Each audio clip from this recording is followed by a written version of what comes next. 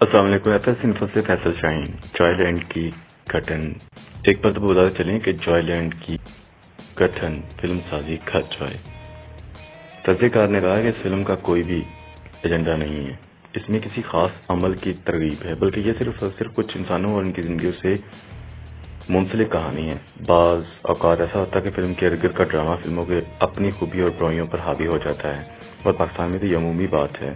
کسی فلم نے کتنے پیسے کمائے اور اس کے اداکار نے سکینڈل، فلم کے ایوارڈ یا فلم سازوں کے آپس کے جھگڑے، یہ چیزیں تو دنیا میں بھر میں خبروں کی زینت بنتی رہتی ہیں. مگر ہمارے ملک میں ایک اور ڈرامہ شامل ہو جاتا ہے جس کا نام سینسر ہے. آج کل فلم سے زیادہ سینسر کے سرٹیفکیٹ کا بول بالا ہوتا ہے. حالانکہ یہاں سینسر سرٹیفکیٹ ملنے کا کوئی خاص مطلب نہیں. یہ ملنے کے بعد بھی واپس لیا جا سکتا ہے، اور اس کے ملنے کے بعد کوئی گارنٹی نہیں کہ فلم سینما گھر میں دکھائی جا سکے گی یا نہیں. اسی کے ساتھ اپنے ایک میزبان فیصل